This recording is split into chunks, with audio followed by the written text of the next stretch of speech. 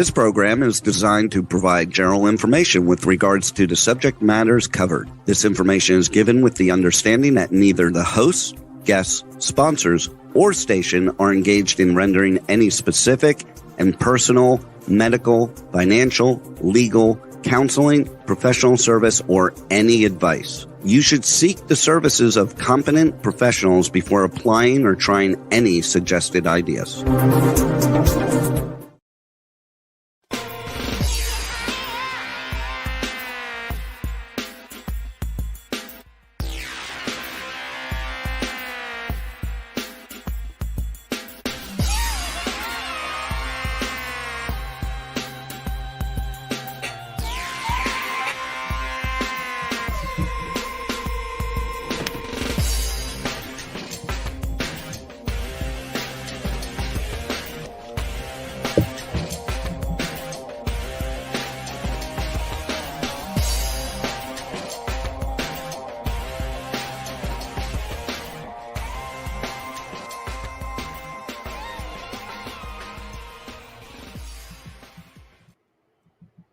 Hey, if it's Tuesday, it must be movie reviews and more time. So here we are live on K4HD TV and radio, Talk4 Media TV, radio, podcast, just streaming on Worldwide TV Network, Women on TV.tv, iTunes 247 out of Franklin, Tennessee, and live on iHeartRadio, Spotify, Pandora, Amazon Music, Comcast, you name it, we have it around the world. So this is fun. I've been looking forward to this show for many, many, many reasons. Why? Because we got a lot of people on today too, but also it's Tuesday, and it's movie reviews and more.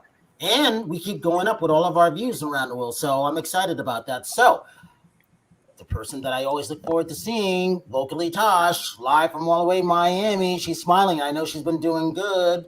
That's a good thing. Nonstop Terry's joined us. Linda Steele, I think, is still training out of Chicago. Lamont's probably spinning on his head someplace, so he says he's going to jump in, but we'll see. Roxy's on with us, so it's always good to have RA Nation on as she's handling everything. So it's always fun to have an inventor on, and I really like Roger. Roger's become one of our good friends, so this is his third time being on. We got him one more time before the end of the year. Why? Because it's all about the katydid. It's all about his wood stove. It's always about the Kimberly supporting women. If it weren't for women, he wouldn't be here, right, Roger? That's for sure. So with that, this is also exciting. All the way from Ireland. I kind of threw her on. I only met her last week. I mean, come on, you guys don't know me to throw someone new on right away, right? But I liked her energy when it came to us. Monica, tell us who you are and where you're coming from right now. Hi. I currently live in Ireland, but I'm Romanian. I live here since I was 19. So yes, I'm in cold Ireland. And what's the name of your book through Hasmark? And the name of my book is I'm Happy and Grateful. Gratitude is the Attitude. I love that. Coming out November 1st, right? Thank you. Yes. Exciting. Yes. So here's the other thing. All right. So David, I've been waiting for this. I've been feeling, not only do I think you are one of the best designers in the world when it comes to figures, action figures and toys and things like that, but I love the fact that you've worked at all these huge firms around there. I don't know if they utilize your talents the right way or you told them what to do and you made it work. And I went back and talked to Gene Simmons about the KISS figures and stuff like that. And yes, he does give you credit because I had to go back and ask. So, all right, David, where are you coming from? And tell us who you are and what you've been working on. Thank you. I'm David Viner. I'm coming from Long Beach, California, originally from Atlantic City, New Jersey. And I'm a toy designer. I've been in the industry for over 25 years now, and have worked on brands such as KISS and Spider-Man and Iron Man and How to Train Your Dragon, WWE, and worked with companies such as Spencer Gifts, Universal, ToyBiz, Marvel, Hasbro, Mattel, Spin Master, like you name it. I kind of been in it. You know, I'm a big kid. I don't want to grow up. I'll be 50 years old next year and still maintaining the fountain of youth. You look like you're 35 years old. Thank you. Well, you know, I try to keep the aggravation to a minimum. See, and that's pretty good since you've been married and you got a couple kids there. I mean, I look at it that way. I've been married 3 times, brother. Let me tell you. Oh my God! You still look like the way you still look. How's that possible? Well, because you keep toys around. You gotta know, you gotta learn how to compartmentalize, right? Compartmentalize the reality with the fantasy, and but also just it's life, you know, it's navigating through life. So I just been I guess blessed with great genes and great parents, you know, on both sides of the spectrum, you know, and I really have nothing else to do with that. Well, here's another thing, David. So Angelica Robles says hi. You're going to be coming to her book launch, and we're going to have it downtown in Layout and Wine Oh Cellar. yeah, that's right, that's right. Yeah, she's looking forward to that. Digger will be there. I have to thank we met through Digger Merch. Digger's my big brother. He's my mentor, big brother. Love him. Mm-hmm. So the good thing about this, talk about this. This wasn't easy when you started your career. Who did you have to look up to when it came to toys or anything like that? Because look what you've done, and then also talk about New York Comic Con, what that was like for you. Well, I mean, well, it really, I kind of have to go all the way back, you know, like because when I was born, I literally had like comic books and toys like literally in my crib, you know, like my parents, my mom and dad, they were both like, you know, products of the 60s counterculture, you know, and active in everything from art to music to civil rights to protesting to, you know, trying to advance themselves. And, you know, that was the whole, you know, your mind is a terrible thing to waste kind of, you know, thing, right? So, you know, they were just on this journey to try to find themselves, but also, you know, when they realized they had a baby on the way, you know, they only could, you know, put into me what they knew. So, you know, my mom, she didn't really read to me like, you know, Robin Hood or I don't, Little Red Robin Hood, I guess that's her name, like fairy tales. I don't even know those characters. She always read like comic books tales to me, from Spider-Man, Fantastic Four, Doctor Strange. She was a big horror fan, monster fan. She was a nurse too at the time. So, you know, there was always like anatomy books. There was always Norse mythology books. She was really big into mythology and Norse mythology and Jason the Argonauts and everything like that. So she was, and actually she was the catalyst for everything that I am now. You know, I mean, she instilled like everything, like from that to like hip hop. She gave me her Sugar Hill Gang record. You know, that was my introduction to hip hop. You know, the cartoons to dancing. She taught me how to dance, you know, she taught me how to speak around, you know, individuals. So everything kind of came through my mother.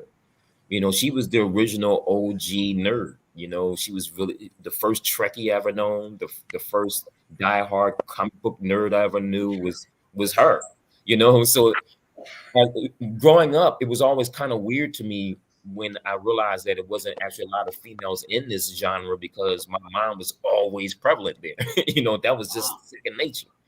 So, you know, with that, you know, just kind of that was always instilled in me. But, you know, where I grew up was Atlantic City, New Jersey, particularly Pitney Village was the projects at the time is no longer there.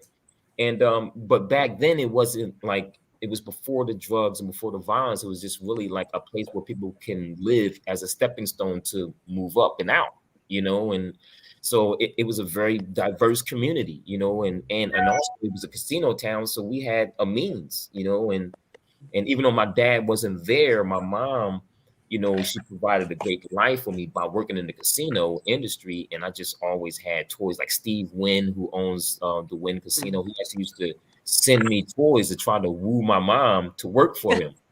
Right. Wow. And like one of his biggest rivals is actually Donald Trump. And he used to try to, you know, get my mom to work for him. And through that was toys through me. Right. And so when she finally, like, you know, decided not to do it, I was kind of ticked off that she, you know, cut off the toy train. But so it was always a thing in my life that the toys, comic books was always just around. My friends, my real close friends and families always encouraged me. And I just naturally started picking it up to draw. And it really wasn't until college, when I went to the Art Institute of Philadelphia, where, you know, things started to turn. Like that's when I started to realize, understanding anxiety. I didn't understand, you know, artistic competition. There wasn't really a lot of people like that, you know, around me and everything. So that was like the beginning of my life lessons of being an artist, like what it means to actually not just survive, but have to try to thrive in this industry as a commercial artist any way you can, you know. And actually, you mentioned Digger. Like Digger was a big influence on me, and he still is. And that was my mentor. And Digger was the one that was like, that was the guy whose picture I put on my mirror. Like, that's who I want to be. That's where I want to go. And that's what I want to do. Yep. Well, it's interesting because Roger, we go to you, and I look at it like this: you got those people who are creatives, you got those inventors. Is there a difference from an inventor to creator to someone who's making their own way, sort of like what David has done? What say you, Roger? I'm sorry, say it again. Is that between creators and inventors? Is there a difference when you're making that way, when you might not have a path to go down? And then what I'm leading to is how you created the Katie, Dade, and Kimberly. I mean, was there a path? You just came up with it, right? Through women. No, it wasn't. Not quite that glorious, I'm afraid. 2008 came and I lost my home. I lost my business. I lost everything. For not the first time either. But the only thing that I didn't really lose was a 30-foot boat. And so my ex-wife and her 9-year-old daughter and I and our big dog started living on this 30-foot boat. And we would literally row a rowboat out to this big boat because we had no money. But we ate seafood every day, by the way. November rolled around and the child looked at me and said, you're kind of cool for a stepdad, but this being cold stuff sucks. And that is nothing a father wants to hear, or stepfather, whatever, right? And I did the only really intelligent thing I could think to do, which was I got drunk and got in a fight with God. And I used every nasty word and every threat that you could possibly use. And I'm actually surprised I wasn't arrested and taken to some loony bin somewhere. But next morning, I woke up with a really nasty hangover and a picture in my head of a stove that I could build living on the boat. And then I decided I could rip out a dish cabinet and install the stove there, which was ridiculous. It was only like 16-inch spot for the stove. And it worked. It worked really well. And I built 4 more of them. And they kept getting better and better. They were ugly as hell, trust me, but they worked really, really well. Then all of a sudden, people started showing up. One guy sailed his boat from Anacortes, Washington to Vashon Island, where we were staying on the boat, which is like a 125-mile trip, just to come find this crazy guy on a boat with a stove. And it kept going and kept going and kept going and kept going. And, I could go on for hours about the process, but I just say, be really careful if you challenge God, especially with what kind of language and threats you use, because just might answer you. You better be ready to answer the call when it comes. And yeah, it came big time. I am thrilled to say that it's been, 13, almost 14 years. And what we really do, Brian, and thank you for this opportunity to explain this, because I like to nutshell it this way. We help people save their house. We help people. I sold one to a pediatric neurosurgeon. And when you tell me you're a pediatric neurosurgeon, I figure you're probably pretty rich. Not in this guy's case. He had 3 children. His wife was pregnant with 2, actually, and they had a little daughter. And he called me up and he says, we're losing our minds over here. I'm going to lose the house because I can't afford the power bill. And I'm like, how big of a bloody house did you build, right? And he says, I think it's 2,700 square feet, which for a man of his stature is not extravagant at all. And he explained that the power bills had doubled in 1 month.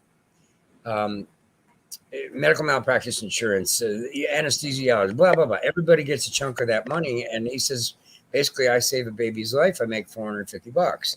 So here's a guy with 12 years of college, right? Mm-hmm.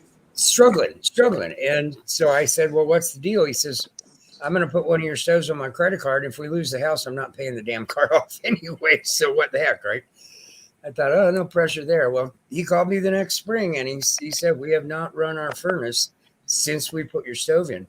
You saved our house. Wow. Okay. I don't need big fancy paychecks and fancy cars. That's a paycheck I couldn't ever get any other way. So it's been a great blessing. They say necessity is the mother of invention, and that certainly worked in my case. I think it'd be kind of cool actually to be a toy inventor, because that's a completely different. You're not under probably. I wouldn't think. Maybe you are. You're probably not under quite as much stress and pressure. I mean, I don't know. Oh, Maybe, yes. It's a lot. I don't know, David. You did have anxiety, David, didn't you? I'm sorry. You did have anxiety before this thing Oh, came yeah. together, didn't you? Yeah. I mean, I think that people hear the word toy and they think like fun and happy and smiles and all that, but it's a very fast-paced global business. Is very cutthroat. You know, everyone's chasing the same dollar in the same aisle, and the stores, the amount of stores are dwindling. You know, or you got to find new stores. So it's like you got to always be closing. You know, and you'll have to sell whatever you need to sell, and that product you need to sell is toys. So you have to always constantly innovate, design, conceptualize, and try to come up with something new. And still tapping into the sensibilities and ideals of the kid and the kid at heart. So, I mean, it's a lot of that. And also it's a lot of, you know, necessity is the mother of invention. It's the same kind of thing. You know, like you're faced with the idea of creating something out of nothing. And now you got to figure it out as you go. right. Right. Then immediately as you're tasked with that, you're running out of time. You're running out of money and you're running out of budget. So it's like, you know, you wind up that race against the clock is what creates that feeling of anxiety, which creates that high stressful kind of environment. But, you know, it gets to a point where the where the technical expertise and the artistic ability combine, and you're just in a state of like you're just going. So like money doesn't matter, you know, and the things doesn't matter, time doesn't matter. It's just the overall aspect of delivering this thing, you know, this child into the universe. Right. So it's kind of a lot of that.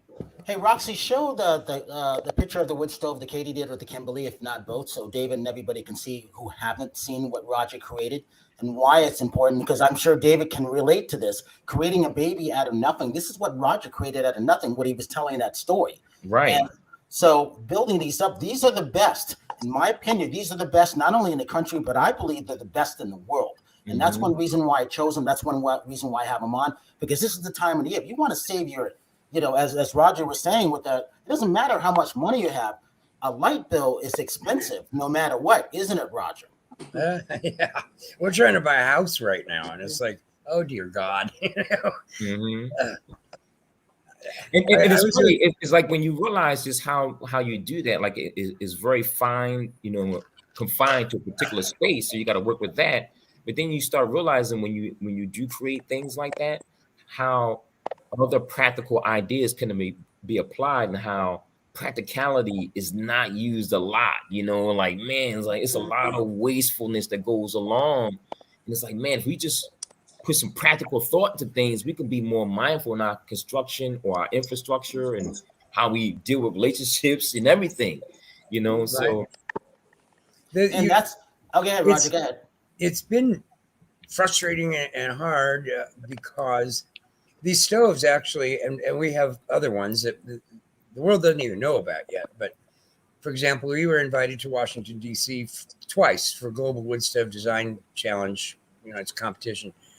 The last time we were there, we had a prototype the world has not seen yet. And it had 2 fireboxes. The top one, glass door, everything. You load your wood in there. It's a slow, smoky, nasty fire, very dark orange flames. And then there's a second firebox below it that has a V-shape glass, of course, on the front, but it's got a V-shaped box, and the flame burns from the top down. And at the bottom, we're hitting well over 2,400 degrees. And you're talking basically a white flame at that point. Those post-combustion gases then drop down and go kind of like, I'm trying to do this so you all can see, come down and splits in half, and they go through 2 riser manifolds where we have thermoelectric generators, and we were creating electricity and hot water at the same time while cooking and baking and doing all this other stuff. And I was standing there in the National Mall, on the mall with it inside this giant tent that they built for this event. And I'm not a good guitar player. In fact, I stink.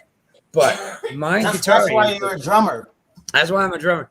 my guitar amp was hooked up to this wood stove, and I'm sitting there playing my guitar, and everybody's like, what?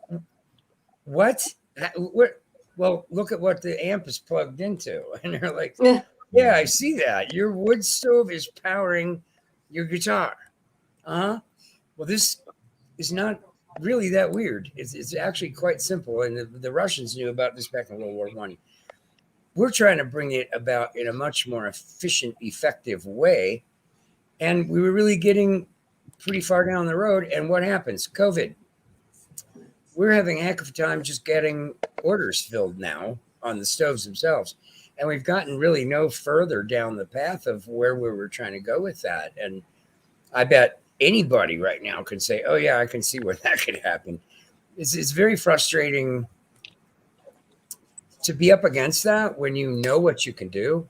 You know you can make this happen. You've already done it. But to get it commercialized, there's just not enough people that actually, want to work. And everything's so ungodly expensive and da-da-da. So, yeah, we're kind of up against a frustrating wall with that. But in time, I'm sure we'll get it to market sooner or later. And that's one of the reasons why I want to have people on. This is the more part of Movie Reviews and More, because we're here to give voice to the voiceless. We're here to have these creative things that no one has ever seen. And I have one of the stoves, and I love it, that Roger gave to us. And he's welcome to come on anytime he has an idea, because I want those inventors, I want those creators to come on. And speaking of someone who was creative, all right, Monica, you're up. Being in Ireland, you know you need one of these stoves, even though you had good weather the other day and we did in the Los Angeles, and then our weather switched back. But you know what it's like to have cold weather in Ireland, but also creating a new book. Talk about your new book.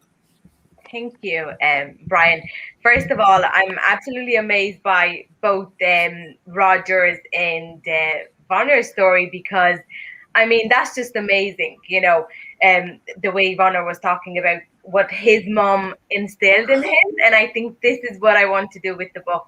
I just want to instill gratitude in children, that feeling of, since they're little. So then when they're a little bit bigger, they don't have to fight, or what's wrong, what's right, how it is to be grateful. How can I feel that? So I think as a mom, this is what I'm trying to do. And Roger, absolutely amazing idea. You are absolutely amazing. I mean, for someone, to do that, from, to go from there, living on a boat, to creating something, that is just amazing. And I know it feels frustrating to you now, because you probably can't see beyond, okay, so COVID happened, or, we're not getting enough orders. But I think you have an amazing product there. And if you only have faith and believe in yourself, this is one day you're going to wake up and you're going to be, oh my God, what was I thinking? There's going to be so many orders, so many people believing in your product, because some people cannot see what you're seeing. People were probably looking at you playing your guitar with your stove, and they're like, you know what? But they cannot actually see what you're seeing inside. Efficiency, use of money, use of space, use of everything that, you can get through that little stove. And you are going to have people, you just have to keep going, keep marketing it, keep, asking people to help you, give you advice. And you are going to wake up one day, I'm telling you, and you're going to be amazed, because that's just an amazing product. Monica, I agree with you, because that's one reason why I always want to have Roger on, because I see what he's done. I mean, I go through the same thing. I definitely can understand a little bit of what David went through, being a person of color and not necessarily having that person to mimic, because that's kind of how Movie Reviews and More started. I definitely wasn't going to follow who I saw. The closest person I could see was Siskel and Ebert. Remember them? 2 thumbs up, 2 thumbs down. Yep. What am I going to do? Grow a third thumb? So I came up with a system called the 4 E's. That same system applies to what David's created. That talks about what Terri has. It talks about what Tasha's doing, what Roxy's doing. It's the 4 E's. Could be something that's exciting, environmentally friendly, educational, emotional, you know, all of those things like that. That's what I like, and I'm grateful, and I show empathy every single day, many, many, many times throughout the day, and that's why I haven't read your book yet, Monica. But that's one reason why I wanted to have you on, because what you were just saying applies to what everybody's doing. Tosh, I know you got a question. Go ahead and ask. Yes. So, hi everyone. So this is for. I just wanted to say, Monica, like the fact that you are writing this book. Well, you wrote the book already, but teaching children how to be grateful is something so important, because I always get so happy, like where I work at a restaurant, so I get a lot of families, and it's always so nice to see like a young kid, like if I give them a straw, oh, thank you so much, you know, thank you for your service. Like it's so nice to instill that in them so young, and that way they can, you know, once they're older, their career, if they want to, whatever they want to do in life, like, you know, they're more grateful about every single step that they do to get there. So I applaud you for. I definitely, when I become a mom, I am reading that book to my child, because it's very important to be grateful, that it enriches your life being grateful. So thank you for that. And my question for David Bonner, wow, toy designer. I gotta say, that's got to be like probably like the coolest career, because you're inventing toys that will be like existing for years and years. And I'm pretty sure you have built so many. What would you say is like the one toy that you're super proud of, and like you're like, this is like my baby, you know, like I am proud of this toy? It's funny because I'm always asked that, and I can never really nail it down. But as I think about it, you know, designing toys is very much like a social experiment, like it really is. And I can say I think I was a part of one of the greatest social experiments with Marvel and Spider-Man. I mean, with Spider-Man, we targeted kids as young as 6 months old, you know, with creating Spider-Man and friends and different types of form factors and products to gear to kids. And now a lot of those kids are adults now, and they are fueling this massive $1 trillion entertainment machine that is in existence now. You know, with the movies, with the cartoons, the video games, the music, the shirts, the toys, and everything. And it's like, you know, and I was also part of that too. You know, like, you know, with guys creating toys back in the day, you know, they were just like, we're gonna blow these little kids' minds. And it's kind of like being a part of that. It was the same thing. It's like, how can we instill, you know, not just like, you know, truth, justice, and the American way and all that other stuff, but the things that we grew up in, and the things that weren't necessarily, you can't really, you know, speak on, but you can teach it, you know, you can share it. You can share that memory, that moment in something, in a product. Like, how do we instill that emotion into that? And I think that to answer that question, like, it's not necessarily a toy, but it's the spectrum, the wide spectrum of toys that we did to push towards these young adults and young kids to ultimately where we are now, and no telling where we'll go, you know, 20 years later. You know, it's kind of like Walt Disney. Walt Disney had no idea what he was going to do, but at the end, it was like, wow, I created all of this. I never would have thought that I'll be a part of anything remotely significant like that. But to say that when we step back and look at Marvel right now and how much of a global universal impact it is right now, to say that we started that with those thinking, like, we got to hit these little kids, like we got to hit them now, hit the moms, like the moms and the kids. If we get those, we got them. And that was just that was the hook. So I think that with that is kind of like being part of one of the greatest social experiments of all time, which was making Spider-Man digestible to the young. Hey, so Roxy, Terri, were you gonna say something? Oh, yeah, I just want to say something, David, because I mean, we're around the same age. So, I mean, I'm, you know, in my early 50s, and I grew up with Bugs Bunny and Roadrunner, and, Yep. you know, I mean, I like Roadrunner was like and with Speedy Gonzalez, like all those crazy cartoon characters. And I mean, I don't know, they just brought me so much joy as a kid. I mean, when you, with I know you're talking about Marvel, but what about cartoons? What cartoons? Oh yeah. Inspired you? I was a TV junkie. So like in the morning, it was like, you know, the New Zoo Review and all that other stuff, Yeah. like watching like Woody Woodpecker and all that. And then like the mid morning is like, you know, because it's phases, it's blocks to the whole animation. So you got the whole little kids, the Flintstones, Warner Brothers, and then like afternoon, that's when you have your G.I. Joe and Transformers and all that. But then into the evening, that's when it transitions from the cartoons to the TV shows.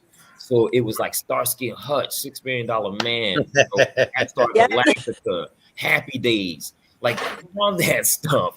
Mork and Mindy, like all those. I mean, 24 hours a day. It was cartoons and TV shows and movies that completely blew my mind. I was a TV junkie to this day. Like being an adult, that's what I love the most, the fact that I can turn on my TV and turn on anything I want and leave my TV on 24 hours a day. It can watch me go to sleep. Just that freedom. I mean, I love it because that was a thought, you know, growing up in our period, we had like 3 major stations, a few syndicated stations, and that was it. And TV went off at a certain time of the night. Like there was nothing. Yep. Now there's like 24 hours. I can stream whatever I want. It's like this is the ultimate drug. And isn't that crazy that there was a time that you would turn the TV on and you'd have like rainbow colors on there, and there would be or like when you try to steal cable, like you're trying to steal cable, like HBO, or the screen is all wiggly, or Playboy channel. You know, the screen is all wiggly. You're waiting for that few seconds of clarity so you can see, like, you know, somebody naked. Like, oh man! Or you turn the UHF channels and everything, try to find something on that. It was like those were the days. Do you remember Romper Room? Oh yeah. I was on Romper Room. Get out of here! You were? Actually was. Get out of here! I was on American Bandstand. I was one of the regulars. Get out of here. Yes. Cool. So when I was 15, 16, and 17 years old, I was on, I did Radar Record. So I got to meet Dick Clark. I did Dick Clark's New Year's Eve. So I kind of had an interesting childhood. Well, I guess I was a teenager then, but it was just kind of interesting being able to go to school, and then my friends would be like, "Oh, I saw you on American Bandstand." Yeah, I mean that makes you a celebrity. Like I always wanted to be on like Soul Train, or like there was a local one called Dancing on Air. Like I always wanted to be on that stuff. And it was really cool because I was able to, you know, get autographs from NXS. I'm trying to think who else. Like I think I got Psychedelic Furs. I met Janet Jackson. But as a kid, you know, being able to do something like that, I mean, I don't know. I was talking about grateful. I'm still grateful at you know, now for being able to have that experience, you know. Yeah. And sometimes we forget that life gives you like amazing experiences, and sometimes you got to look back and go, wow, I had that experience. Not a lot of people are going to have had that, you know. You're absolutely right. And then use it to be creative. Like I'm an artist, I draw, and Brian knows I'm starting my own NFT. Yeah, David, she's halfway decent. No, she's pretty good. No. So, and it's weird because my dad was an artist. My dad worked for Disney. So I grew up with Disney my whole life too, but it's just weird that like all this stuff that I like kind of didn't do as a child, like this was my artwork, I'm doing now in my 50s, and I don't know why, but it just maybe it wasn't time, but it's time now, you know. So yeah, it's time now, and I think that we look at life as like we have to do these things at this particular stage in our life. But it's really like an arc, you know what I mean? It's like it's preparing, you know, all the experiences that you go through, good and bad, prepare you for that moment where you are at that present time, you know, and when it's your time, you know, and it's just really about being patient, you know, when for that time to arrive. And as David's saying, it's your time. And that's why I keep telling everybody what we're doing for movie reviews and more, because this is why I want to bring people on. I mean, the reason why I'm double and tripling up on people, I'm running out of shows. I'm running out of time. Next week, 2 weeks. In 2 weeks, we will have done 51 out of 52 weeks of shows on a Tuesday. Wow. Night. And the only reason, Terry, that I didn't do one week in April because I was helping my friend move, or else we would have done 52 straight Tuesdays shows. That's just our Tuesday shows. That's not counting our Zoom. Our Zooms we're at 300. 300. Monica, as a matter of fact, was my last Zoom. I haven't had a chance to put a show up yet. I've been so busy.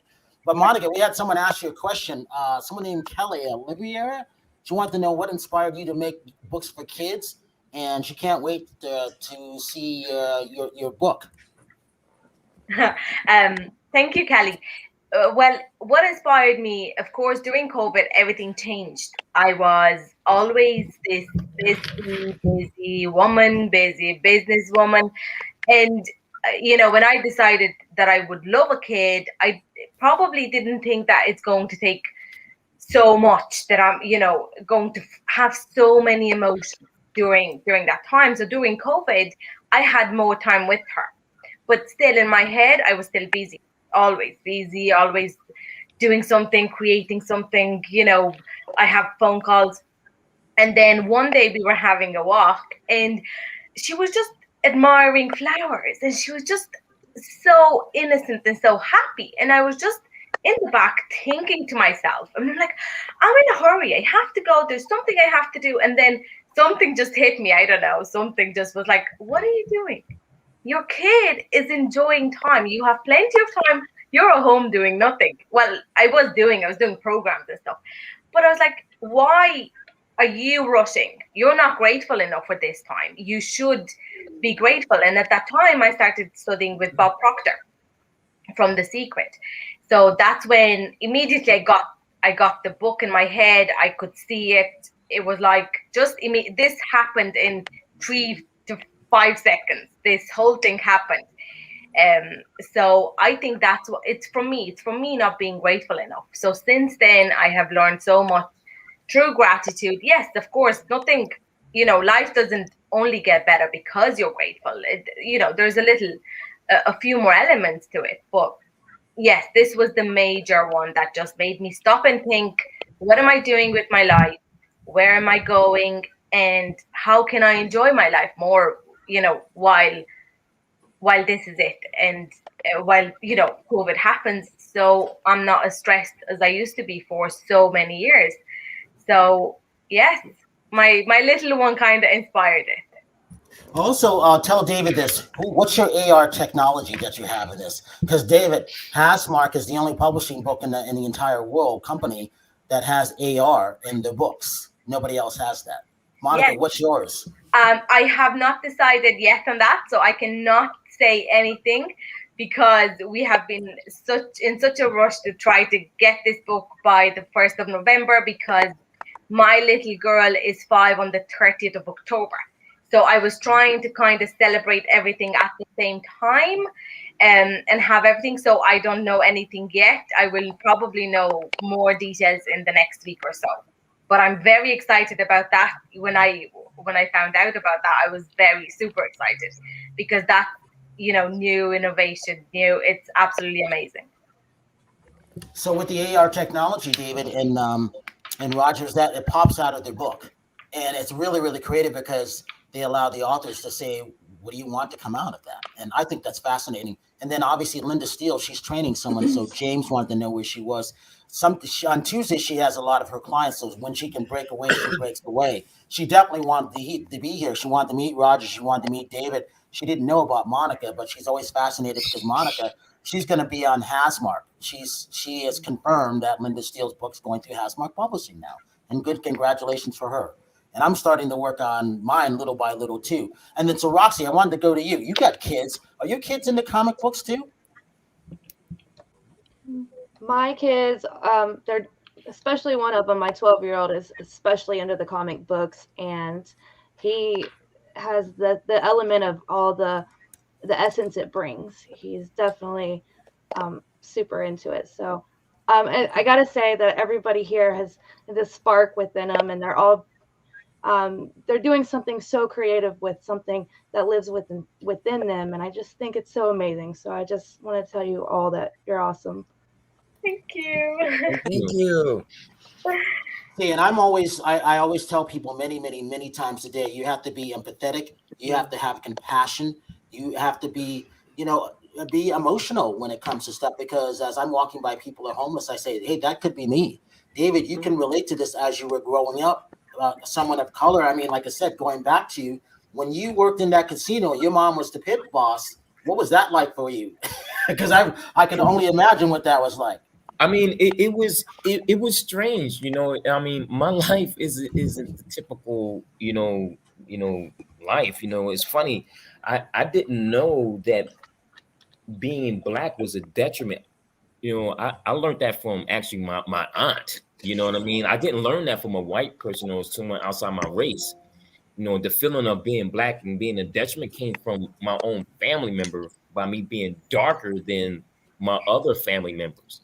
So within the race and class element, there's also a colorism element within the African American community that's an extra added hurdle, an extra added mental hurdle when you have your own people kind of crushing your dreams before you allow your dreams to even get out. And I think when I was a kid, that was something I figured out real early that, you know, I would not allow anyone to dash my dream before I had a chance to let it out into the world. You know, growing up in the hood, if you have an ability like, you know, being able to draw or some type of athletic ability or whatever, people instantly want to challenge you. You know, oh, you can't draw, or you can't do that. And then you feel like you have to show and prove. And back in the day, if you didn't show and prove, I mean, kids would be, you know, little tyrants and they'd be treated up. You know, that feeling has an anxiety on that child who was going through that. And I was the kid that went through that. You know what I mean? So that made me kind of like have my boundaries up, you know, without even understanding what boundaries were. You know, when it came to my art, like that was something that I knew would not let me down, wasn't going to insult me, was always going to have my mind curious, always going to show me the other side, you know. So I just always kind of embraced that and put it in a place where no one could touch it, you know, no one or anything, like no amount of money, no material thing, nothing could affect where I have this my mind, you know. So with that just kind of always was the golden light on the horizon, you know, if you will. Like, man, at least I have that. You know, I can go through divorce, I can go through losing something, I can go through the bills, whatever, but at least I can sit down and I can sketch something, I can draw something, I turn something into nothing from deep down. Roger, do you feel the same way? And Tosh, obviously, I know you're going through the same thing as that singer-songwriter and being on the show. I mean, the possibilities for you are endless, and I'm really, really happy and really grateful that we're friends. I really mean that, because that's important. And then Roger, as that inventor, you're going to be grouped in with a bunch of our inventors that we have. I can't wait to introduce you to the rest of them that we have. Cool. Talk about your Truth Seekers, what you have coming up also. Truth Seekers Water Festival, yes. So as you mentioned, I'm a musician and nearing 56 years of age. I think I've finally gotten past the point of, let's put it this way, I don't think God let me go out on the road as a professional musician, because I probably would have drunk myself to death or whatever. Too much partying. I've finally aged out past that. And I was approached by a woman and a group of people that are putting on a really amazing festival, and I get to be a part of it. My band will be playing Friday night and Saturday night. I will be doing a presentation at the festival, and I'm going to talk very little. I really don't want to go into product and technical. What I really want to share is how we built the team, because the team isn't just a team. The team is a family. And the team is, I've heard the word grateful used tonight so many times. Thank you, because, gosh, without that, you're worthless. Yeah, really. So I want to talk about how the team got built. And I'm really going to work from that angle for an hour with the folks that will not only be present at the festival, but also will be streaming from all over the world. This is a huge event. And I see going across the bottom of the screen here is the festival website, where people can buy online tickets, and there will be folks talking about water. I am now drinking H3O, not H2O. I'm drinking H3O. and it's created in a machine called the Water Activator. You can look it up at thewateractivator.com. This has turned me into a 15-year-old. I'll be 56 pretty soon. But drinking this water, oh my God, the detox, the energy level. I don't sleep much right now, Brian. I mean, I got 2 businesses, the wood stove thing. I'm also doing a chimney thing here, cleaning chimneys for people, and which is where I started my career in 1985. It's 7 days a week. And I'm out of the house often by 7:30 in the morning. I don't get home till 8 or 9. I got paperwork to do till midnight. I go to bed at 1. I'm up, boom, clarity of mind, ready to rock and roll. I got 2 different bands going on. I mean, I'm just busy. Couldn't imagine not being busy. And this water that I've been drinking because I met these people is the reason why I suddenly have all this energy. So there will be speakers. I'm also into the tiny house community. I have my own tiny house. I built it myself. There will be Vivian Donchag, who's my designer on that. She also has great presentation on things like vertical garden walls, gardening on your rooftop, all sorts of stuff. If you live in New York City in an apartment, there is no reason you cannot have fresh food available. And look around you. Everything's getting tougher right now. Everything's getting freakier. Everybody's going, oh my God, we might not have food. No, you don't have to live this way. You can grow your own stuff. So there's a lot of self-sustainability in here. There's a good bit of information on a spiritual level. So I'm really excited to be a part of it. I'm kind of just a small part. I'm bringing the PA and the bands and the presentation. Kimberly Taylor has killed herself on this, and I hope she's hearing right now. Kimberly, you deserve a lot of thumbs up. So we're very excited about it. Go to the website, and if you want to be a part of it online, it's like $20, I think, or $25 to be able to hear all these speakers and the music and everything that's going on. If you're anywhere near the Asheville, Burnsville area, North Carolina, come. There's going to be a big party. There's going to be lots of fun. So, and Roger, thanks for letting me plug that, Brian. Thank you. Give your social media links also for Unforgettable Fire. UnforgettableFireLLC.com. That's our main website for the wood stoves. We have a Facebook page, although I don't really do anything with Facebook anymore. But that's where you can learn about the stoves. You can also go into YouTube. And if you just put in Kimberly Wood Stove in YouTube, you will find all sorts of cool videos that our customers did for us. We did not do these.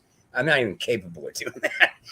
But our customers are our greatest advertising and our greatest blessing. And if any of them are watching, we love you guys.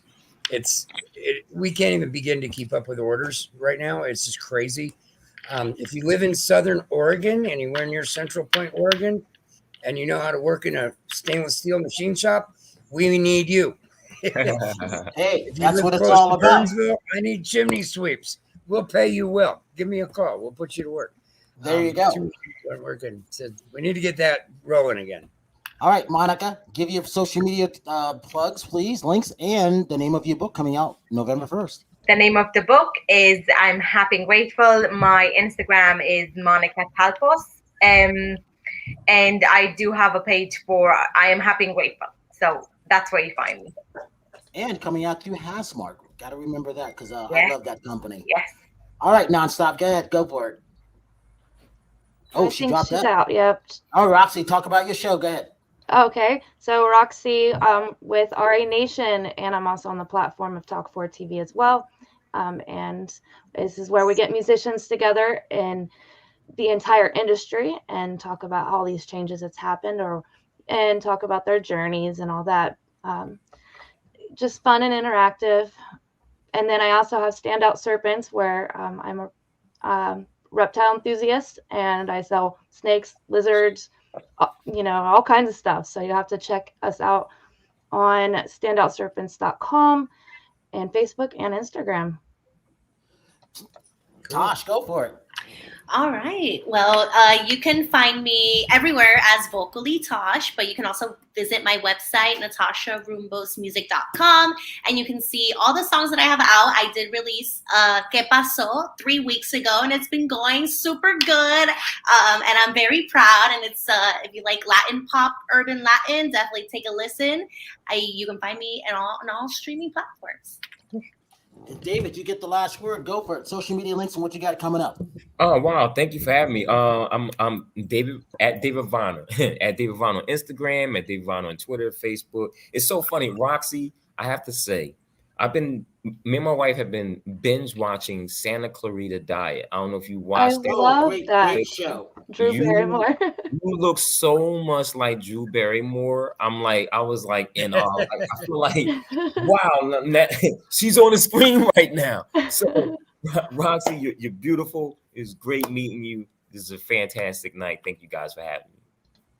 You're welcome. Hey, David, you're coming back. We're gonna have you coming back. Hey, you know I'll be there. And as I say this, I got to thank everybody because I am grateful for everybody coming on, and we have to always show compassion, empathy, and I always say this: have a good night tonight, a better day tomorrow, and if you see someone without a smile, please give them one of yours because the world needs it. I'm Brian Sebastian for Movie Reviews and More, and we will see you next week.